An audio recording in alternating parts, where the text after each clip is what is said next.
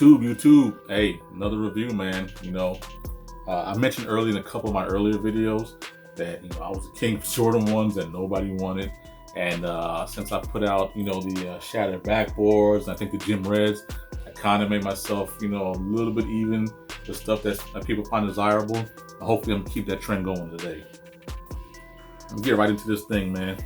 This is another shoe that people, I think, took to a lot faster than they took to the shattered backboards. But as usual, people are going to find something to complain about. I thought they were pretty slick when I saw them. I still think that to this day. I put these on feet with a light colored jeans, if I remember right, and they just kind of set it off, in my opinion. And as always, I'm going to do it on foot and show you exactly what I'm talking about. But I'll get right into it. We're talking about the Fearless Jordan 1 UNC to Chicago things, man. And I love these shoes. I really do love these shoes. People didn't particularly care about the patent leather on these. But like I said, man, when I wear the shoes, as I do, I want to be seen in them. I want to stand out. I want people to know that my shoe game is exactly where I want it to be. I think it's up. You know what I mean? So this shoe is one of those ones that stands out. The patent leather, I think, is a home run. Now, thankfully, Nike did release those UNC to Chicago, the women's exclusive, which is a different color blocking but has the same theme, and that has some super soft, non-patent leather on it. So I do have the best of both worlds, same as I did in my other review with the shattered backboards. I could go either way, but this particular one, man, this thing I liked from the beginning. So a little bit about the shoe. Like I said, it's a standard Jordan 1, no Zoom Air unit in it. It's runs true to size, but this particular one's got this patent leather material on it, which I think is damn slick. It's got the UNC blue to Chicago colorway that obviously is paying homage to Jordan's transition from UNC Tar Heels to the Chicago Bulls. That's got the black to tie it in right here on the tongue. And Fearless is actually a quote that I guess Jordan put out. And you see that on the hang tag. It's got the fear with a slash through it, insinuating that there's, no such thing as fear. And the back reads, limits, like fears, are often just an illusion. So MJ had a lot of quotes about, missing 9,000 shots in his career and missing more buzzer beaters than he's actually hit. And, MJ is widely regarded as the GOAT, the greatest of all time when it comes to playing NBA basketball, man.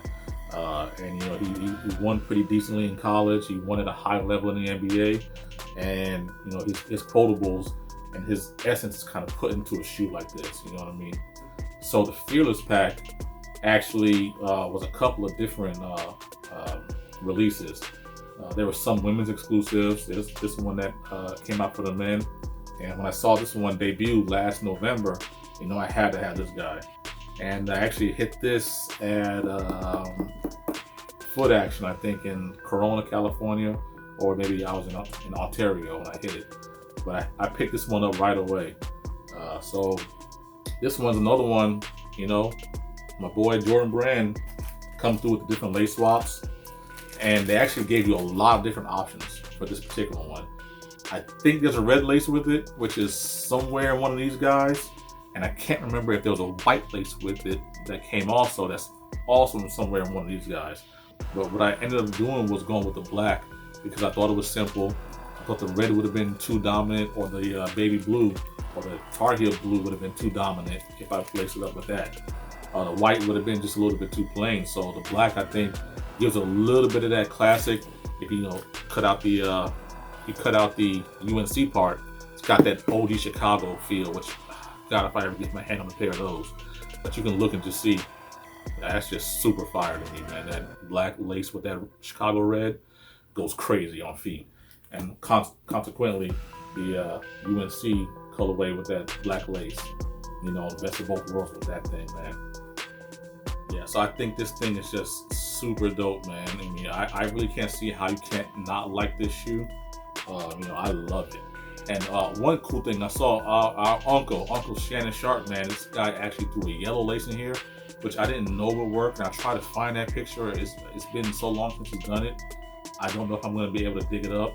And the yellow lace in here just tied that thing way crazy together, which I was very surprised at. And I may do that. In one of my videos, I mentioned how much I hate lace swapping it. If I get my hands on a canary yellow lace, I may do a lace swap with that thing, man. As far as the packaging for this particular shoe, this one came in an inverted Jordan 1 box, if I remember correctly. But typically the box is all black with the swoosh and the Nike in red. It was inverted with the box being red and the Nike and swoosh being black. So that set apart, I think, all the Fearless releases that came out along with that. On the inside, it also had this nice little placard that says same thing as the hang tag, you know, cross through fear, and same quote from MJ: fear is like, limits like fears off of just an illusion. Same thing written on the inside, actually, of the insole. It's got the fear crossed out on the insole with the same quote over and over and over and over again. And you know, when it comes to success, man, sometimes you gotta live your life that way. And this guy, obviously being super successful, having that killer mentality and instinct that he did, you know, he probably was the kind of guy that had this thing put on the inside of his locker, or just repeat this over and over and over and over again, man. So, that kind of is embodied in this shoe, especially knowing his heritage going from from Carolina to Chicago. One thing people don't particularly like is the raised Jordan logo there, especially in gold. But again, that may be why that lace tied it in. It was just a subtle hint or a subtle change that made that thing tie in, man. I'll try to find it if I can. I thought it was crazy. On a scale of 1 to 10, and whether or not I think you should buy this, I do think that if you're going to fancy yourself a collector or have a nice, decent collection that you can pick up and go, man, this is a must-cop. Not even gonna lie. I can't remember what the prices are. Small sizes, I think, are well into the $300 price range, man.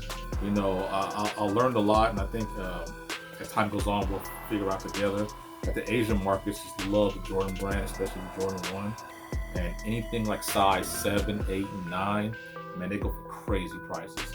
I'm fortunate to be a part of the 11 and up gang, so I can get shoes closer to retail and pretty available when they come out. You know, it's always a free-for-all at those smaller sizes, and unfortunately, you end up paying a lot more at the resale market than you do than the big sizes. Being that I said this is an every man's channel, if you're gonna forego releases for a while and you want one, this is one to look up, man. This is a pretty dope shoe in my opinion. A must cop for me. A lot of my Jordan 1s can come and go. That includes the Gym Reds, the Phantoms, the first class flights, but these are going to be a staple for me. You know, I don't care if I have the Spider-Man ones or Chicago ones, Fragments. These will go right alongside with it. Yeah, so scale on 1 to 10, man, this is a solid 8.5 for me. You know, this is gonna stay. And with that, I'm gonna bring this video to a close. Thank you for listening. Thank you for coming back after all these videos. More to come. Stay tuned with me. Like, share, subscribe, hit the notification bell. Follow me on Instagram, J_shoe fanatic. Thanks a lot, and I'm out of here, man. Take it easy.